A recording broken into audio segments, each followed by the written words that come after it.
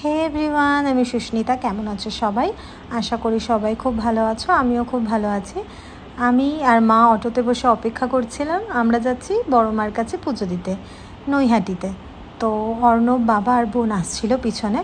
তো যাই হোক, আমি আর মা বসে বসে ভিডিও বানাচ্ছিলাম। আর সেদিন ছিল প্রচণ্ড গরম। যাই হোক, আমরা সোদপুর স্টেশনে চলে আসি এবং এসে অপেক্ষা করি যে কি করা যায়। তো ট্রেন আমাদের একটু লেট ছিল, তো বসে বসে আমরা চা খেলাম। তো আমি বেসিক্যালি লিকার চাই খাই, তোমরা সবাই জানো সেটা। তো মাকেও চা এনে দেওয়া হয়েছে, মাও বসে বসে চা খাচ্ছিল।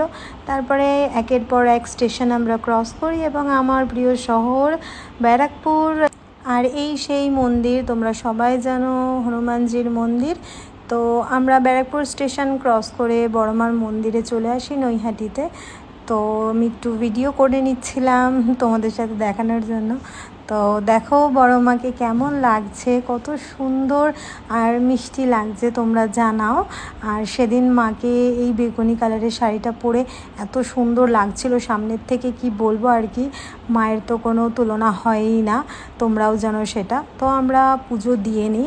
পুজো দেওয়া আমাদের অলমোস্ট হয়ে যায়, আর আমি একদম সামনের থেকে শান্তি করে পুজো দিয়েছি।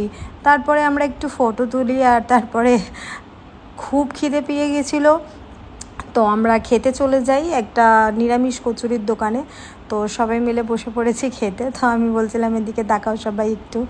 তো যাই হোক, আমরা তারপরে কচুরি নিয়ে নিই।